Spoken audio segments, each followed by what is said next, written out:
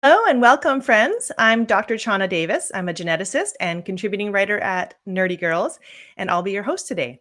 I'm joined by Dr. Jenn Dowd, our awesome editor-in-chief. Jenn is an epidemiologist and demographer who studies mortality trends and how social factors get under the skin to impact health, including infections and immune function. She's a professor of demography and population health at the University of Oxford and deputy director of Oxford's Leverhulme Center for Demographic Science. Jenn grew up in Nebraska and Texas and currently lives in London with her husband and three very grown-up children. So That's hello, right. Jenn. It's good to connect with you. Yeah, great to see you, Chana. Yes, my kids actually just graduated from high school, my twins, last week. So it's pretty Wow, huge life transitions here at my house. absolutely. So before we dive into today's questions, I just want to mention that these are all questions that came into our question box on the website. So we're not taking questions cold.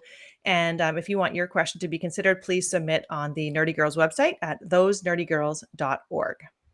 So let's jump right in because we have a lot to cover. Jenn, can you start with how high is the COVID risk right now? This question came in from Kat in Montreal. Yeah, great question, Kat. It seems like something that we've been tracking meticulously for 3 years now. And I'd say the bottom line is that COVID is likely a lot lower than it's been for, the entire pandemic is what we're seeing, which is really good news. It's definitely still with us, but the really great part is that we're seeing many fewer hospitalizations and deaths. Mhm. So we're kind of in this different stage of the pandemic where the CDC and the WHO have shifted their response from something that they called an emergency response to thinking of COVID as a bit more of an ongoing public health issue. And so that had, some knock-on effects as far as collecting data. So one real downside of shifting from the emergency mode was that we've lost access to some of our great sources of data that we had in the past to track the virus.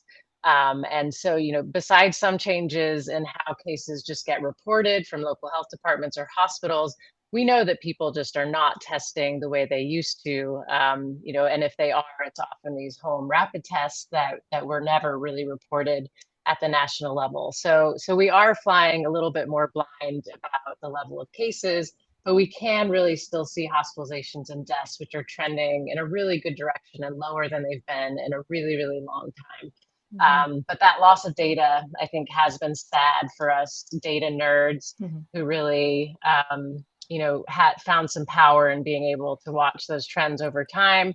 And I know a lot of our readers actually, like to know what's going on in their local areas, especially if you're immunosuppressed or someone in your family is. You kind of want to know the COVID weather forecast as it Mhm. might be, so that you can plan a little bit better what your risk is. So there is one challenge with less data, but we have a couple things we can still look to. There's been something new on the scene during the pandemic called wastewater surveillance, which is kind of exactly how it sounds. Local areas, testing their sewage for basically COVID, genetic material. And this is, grown in popularity. So I think there's over 1,200 local sites in the US right now that report this type of data and give us a decent picture, at least, of the trends, and even the levels compared to earlier in the pandemic. So wastewater surveillance is something I think we're dropping a link to that we keep an eye on. And it's also showing that we've got quite low levels. And then there's still some testing that we can rely on, such as in hospitals and emergency rooms. And again, we're seeing quite low levels right now, which is great. And I think that's also true in Canada. Is that right, Shauna? Yeah, absolutely. It's a similar situation. We're piecing together multiple different metrics like wastewater, hospitalizations. Um, I don't know if they still formally use this, but they've been tracking, for example, what proportion of ER visits are COVID related. And all those metrics point in the same direction. So they're each imperfect, but they're all trending in a good direction and have been for a little while now. Exactly. So, at least that weather report it's a bit sunnier than it's been in a while, but we Mhm. have to be on the lookout for the clouds on the horizon. Yeah, so I'm going to drop links in here for those that like data. We have the CDC tracker and the Health Canada sort of state of COVID website. Okay, so next question is for you, Chana. Mm-hmm. Also, Kat from Montreal. So She had a Kat is very multi-part question. Yeah. she's a big nerdy girl. I love it. Okay, are the new variants more or less infectious? Mhm. Well, the short answer is they are more infectious. Well, they're more transmissible at least, and that's sort of a result of being able to spread better, but also being able to evade the host's immunity. And at this point in the pandemic, most of us, the vast majority of people, have some level of immunity. So really, you kind of have to think about this variant landscape as kind of an arms race for different variants to try and trump each other, and so you expect to see a trend towards variants that are better able to spread because they can spread better than the previous one. And that's in general what we've seen. We've seen successive waves of variants being better able to transmit throughout the population through a combination of being more contagious and being better able to evade the current level of immunity in the population through different mechanisms. Being able to evade current therapeutics is also an aspect of that. So yeah, the right now the dominant variant, XBB 1.5, people call Kraken sometimes. That one we have some good support that it's both more transmissible and better at immune evasion. And the Arcturus variant, it's still pretty early. That's XBB 1.16. That one, people are saying it seems to be very similar to Kraken, maybe some enhanced transmissibility on top of that. But um, as you probably know, this can be a little bit frustrating to really put hard numbers on because it does really take months to study these in a really rigorous way, and often we have a new variant by the time those studies are done. So when you look at some of these pages that summarize in a snapshot of what's the attributes of different variants, they often say no evidence of. So they might say, well, there's no evidence it's more severe. It doesn't mean it's not, but there's no clear evidence it is. So it's sort of an Right. innocent until And proven guilty. When you look at some of these tables, they say, well, it's not dramatically different than what we've seen. So it's probably not, but it still could be in a subtle way. yeah, and as you were saying, we have such a different immunity landscape now Hmm. with, almost every combination you can think of, vaccine combinations and previous infections. So I Hmm. think that makes it really hard then to see, the inherent characteristics of the new variants. Would they Hmm. be more, cause more severe disease or be more infectious compared to the original variant if we were all immune naive, or Yes. what's the deal? But I think the good news is on the severity front, it seems like, the lower levels of hospitalization and deaths are really, telling us that our Hmm. population immunity is at least starting to protect us in Hmm. that way. So that's Yeah. exciting. Yeah, so I can drop some nerdy links in for this as well. I've got a link from the CDC on how they track variants, which gives you this nice bar graph of the current composition. And then there's a nice table I found from the European Center for Disease Control that has these nice summary tables of what's the current variants of concern, variants of interest, variants that are being monitored, and just a simple table showing, are they more transmissible, are they more severe? And often you see basically these hedging statements that no evidence yet, but we can't rule it out. But in some cases, they actually do have concrete evidence something is more transmissible. But yeah, overall, Very we're cool. seeing trends towards more transmission, but not a lot of differences in severity.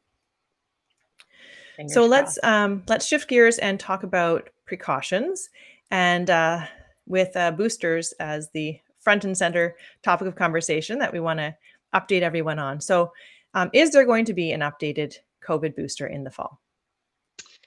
Yes, I can say the good news is, it looks like updated boosters are going to be on their way to us, probably in the fall.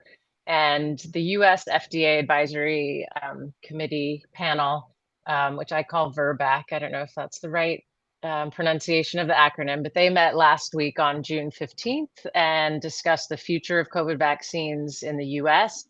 and they made a recommendation to update the formula to an XBB variant. And the WHO did the same back in May, also recommending an XBB, as well as the European Medicines Agency. So there seems to be good consensus, and the fact that we should target this XBB variant, which does comprise, I think, between 95 and 99% of circulating COVID right now. So that's good, because last summer when we were deciding this, there was a little disagreement about including BA1. Some countries in Europe did that, and the US did the split of BA4 and 5. So it seems to be really obvious, I guess, which is a good thing right now, that XBB is the way to go. And there were a few key, I think, takeaways from that meeting last week, that the fall boosters will be comprised of just one of the XBB variants. And it turns out, we have mostly XBB 1.5, I think, is still dominant. The XBB 1.6 that you mentioned is growing a little bit. But there were several presentations that showed that these are so closely related. They're, very close relatives of each other, that a vaccine, targeted at one of those spike proteins will protect very well against all of them. And so I imagine there's some practicality in the vaccine makers, focusing on one variant, but also there were some mice models that showed, just making a formula focused on one, might even elicit a better immune response than one that kind of divides it up into several of the subvariants. So, so we're going to have one back to a monovalent XBB, and it sounds like it'll be 1.5. And interestingly, the original SARS-CoV-2 strain will be dropped. So this ancestral strain that we've had in the vaccines since the trials, since the earliest days of 2020, is finally going to be dropped. And I think, this is a really good move. It makes a lot of sense. So last year, even though we had this bivalent booster this past year, but that was actually still half of the original formula, the original strain, and then half of a mix of BA4 and BA5 variants. So it wasn't really truly fully updated. It still had this portion of the ancestral strain. And I think, we know that ancestral strain is extinct. It's not circulating anywhere anymore. We've had all of these offspring that we talk about now, and it's very unlikely that we'd ever see that crop up again in its original form. And so I think one reason for dropping that entirely is this idea of immune imprinting, which it's not quite as scary as it sounds, but it means that the immune system kind of favors recalling something it's seen before. So, we were finding with the bivalent vaccine last year, where it was a mix of the original and updated variants, that there was a bit of a stronger immune response to the original ancestral strain than the updated strains, because we'd already seen that before with the prime series of the vaccine. And so now that that's completely extinct, we'll be better off focusing all of our immune resources on these updated variants. And so that's kind of a more forward-looking opportunity for our immune system, because also new variants that emerge will probably be closely, related to XBB and its descendants. There could be one that comes out of left field. But I think, going to this 100% updated formula is going to be a really good thing.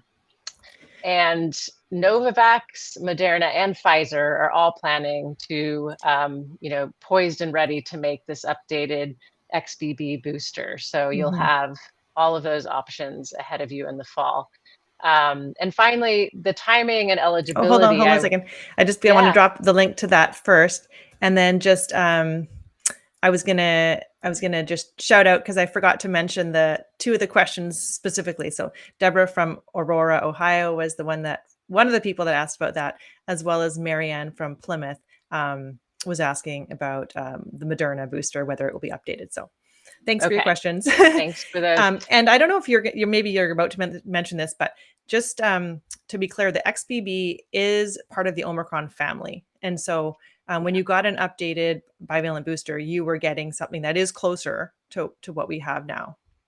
Yeah, no, that's a good point. I should have said these are all Omicron Mm-hmm. descendants. And so it's really interesting because it's been a long time then since we've seen a really huge leap in the family tree Mm-hmm. of variants. And if you want to And, see the family tree, you can go to the link that I sent the 2 links ago, I guess. There's a nice, there's multiple places. You can just look at like phylogeny of yeah, SARS-CoV-2 variants, but the second last link does have a nice phylogeny. Maybe we should just post that yeah, sometimes. Like they're how really, are all the really variants cool. related? Because it's cool to see the family tree. Yeah, Yeah. no, I love those pictures. Hmm. Um, So booster and timing, can I just mention two specific questions and then you can talk about it more broadly? yeah, Um, yeah, so so sorry, I'm just gonna get this general question about it. The general question is, when should I get a booster? When should my family or loved one get a booster?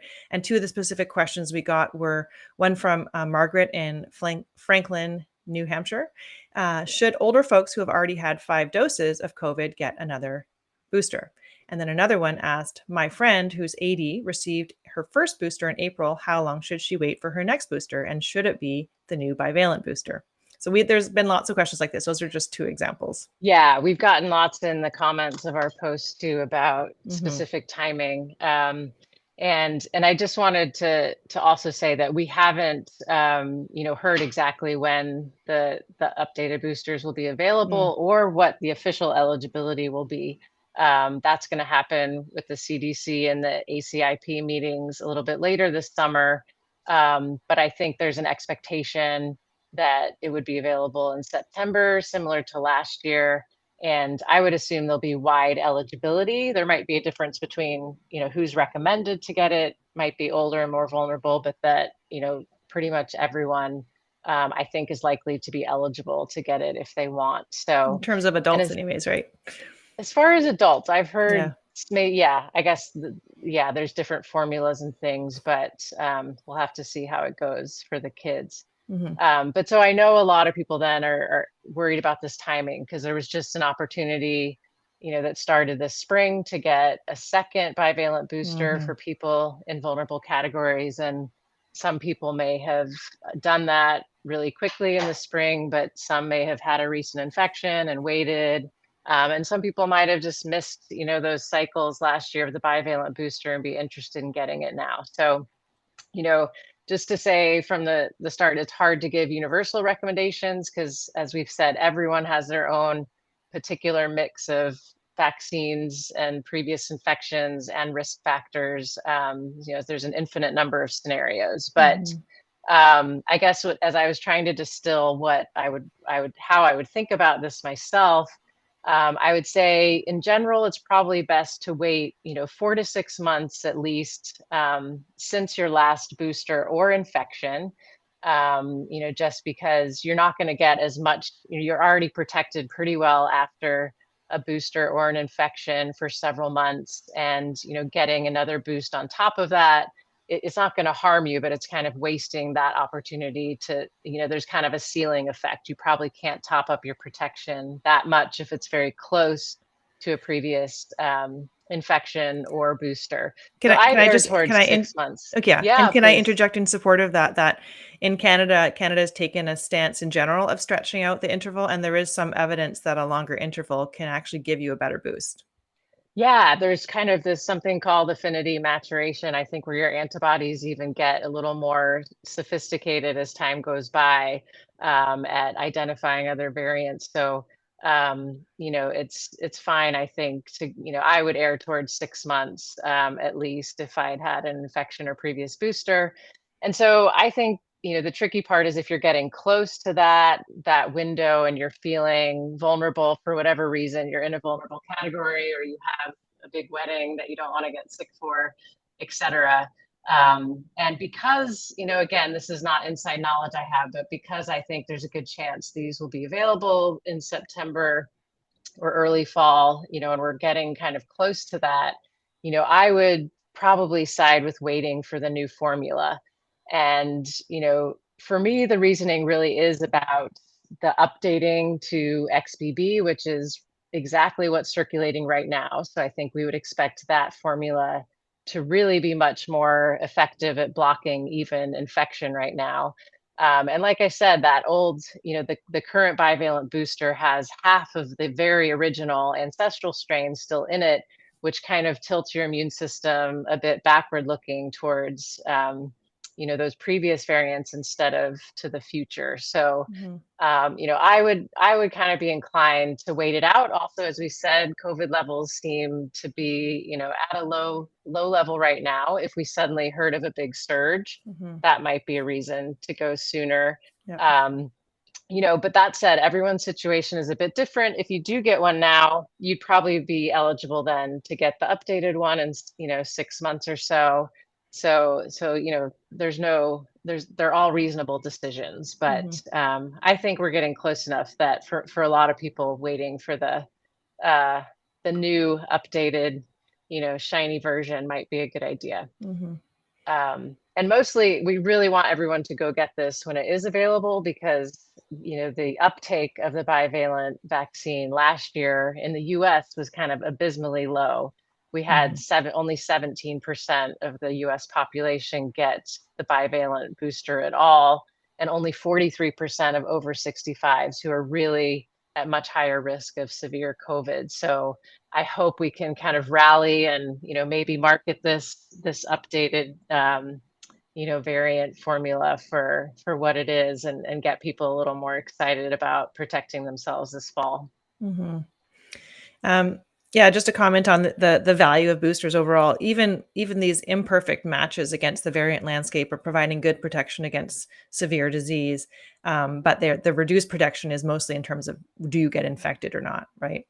Um, Yeah, absolutely. And I think, that's a question mark. We don't really know how long the protection against severe disease from if you mhm. just had the primary series, how long would that last? Mhm. But I think, again, kind of giving your immune system a new education with the updated variant makes a lot of sense. And you probably will have pretty high protection even against infection for 3 to 4 months, which, Mhm. is not nothing. It's not perfect. We wish it were longer lasting, and we can't really time the seasons of COVID yet, unfortunately. But for me, knowing that I have 3 or 4 months of really high protection against infection, makes it worth it. Definitely lowering your chances of long COVID, all sorts of benefits, and just not infecting Mhm. others. So Yeah, peace of so mind. I'm Mhm. excited. I'm excited about the updated variant Awesome. booster. All right. So we move Sure. on to another one for Let's you, move on. Chana. Um, you're kind of the guru of all things about COVID Mm. transmission. Do we have any clarity about the length of contagion? So how long someone is contagious, or when are they most or least contagious with Mhm. our current strains of COVID-19? And this is from Laura from Connecticut. Yeah, I went on a bit of a research mission inspired by this question to see if we have new studies on the latest variants. And unfortunately, we don't have, I couldn't see anything published yet, which it maybe is not surprising given how long it takes to do a study and let alone actually publish it. And so most of the information comes from basically speculation from public health experts who are, saying, based on what we know, this is our best, most educated guess rather than concrete studies with numbers in them. And what Yeah. they're saying is they don't really see any reason to think it will be different than previous Omicron variants, BA1, BA2, BA5. Um, FYI, the current Omicron variants are descendants of BA2. So I was looking at BA2 data in particular to see, what those show, because BA1 and BA2 are a little bit different. But in terms of, so let me just lay out some of the, basic stats of timelines and what you can expect. So the first thing is the incubation period, which is on average about 3 days. It can be between 1 and 10, but usually it's between 2 and 4 days from the time you're infected till the time you have symptoms. And that is a little bit shorter than the ancestral strains, but it's not different than that. This is the generic Omicron family description, which we think applies to the current XBB variant. So an incubation Right. period of around 3 days, and which also translates often to a serial interval of roughly 3 days. So if I'm sick on Sunday, then 3 days later, someone else in my family is when they're going to test positive. So that's the serial interval is the interval between two people testing positive who are, exposed. One who gets it, someone gets it from the other. So you sort of Yeah. expect this 3 day lag between rounds of cases, and you expect in yourself 3 days from exposure to symptoms. Now, the contagious period is a little different. Um, it is 1 to 2 days before symptom onset, and on average, about 5 days post symptom onset. So you're looking at about a week total. Um, but it also that varies from person to person. And so then back to the question, the original question is, um, oh no, sorry, I was jumping ahead to the next question about rapid tests. But so that's the best guidance. But I think the guidance to be conservative beyond that, and the original guidance from CDC was, isolate 5 days. Or the most recent Omicron guidance was isolate 5 days and then mask 5 days. I think that still makes sense based Yeah. on what we see as a generic timeline. I think, yeah, that sounds about right. And I know a lot of people like ask me now because people are still getting infected and don't really know what that guidance is anymore. Hmm. And I think it is important that the 5 days is not a magic number, Yeah. that if you have the ability, to be a little more cautious and stretch it out, or mask if you have to be out even after Hmm. 5 days, then yeah, to me that's a better way to go. But that Hmm. does tie in very well with like, how do we know if we're still contagious? Can we Hmm. can we hack that and figure it out? So are rapid tests still good indicators of current contagion, or is there a better metric? Yeah. Also from Laura from Connecticut. Um, I think the best metric for contagion is a combination of where are you in your infection course and what does your rapid test say. I think you use those two pieces of information together. That's the best way to go. So early on in infection, a day or two after you're exposed, even for a couple days after, rapid tests are very prone to false negatives. So even if it's incubating in you and you're highly contagious, you could still get a negative result. So they can be misleading early on in an infection in terms of a false negative. But once you get later into infection, am I done at 5 days, or am I still a risk to others at 7 days, 10 days? I think then they can actually be a little bit oversensitive. But for those that want to be conservative, it's a really good way to go. What I reached out to a few experts in the field about this question that has come up a lot. It's day 10 and I'm still positive. Does that mean I'm contagious? And we don't honestly still have a really good answer to that. The answer I would get that I typically hear from experts is it makes sense to be conservative at that point.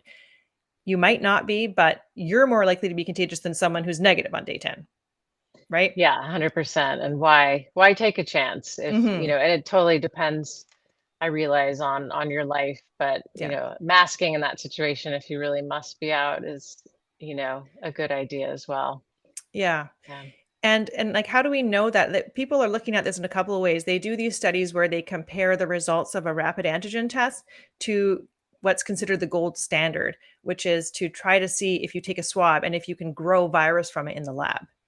And we see a pretty good concordance between those two, but it's not perfect. So in general, if you have a positive rapid test, they can probably grow virus from your swab in the lab, but not 100% of the time. If they can't get anything off your nose, they probably can't grow anything in the lab.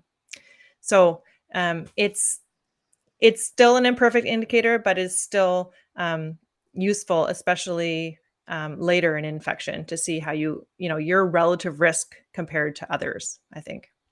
Yeah, and And that's definitely how I'm still advising family and friends who are texting me, "Oh, mhm, it's past day 5, but I'm still positive. Can I mhm, go, yeah, pick up my grandchild and right. take them somewhere?" And I'm like, Yeah. I would wait. I would postpone that a few more days Yeah. if you can.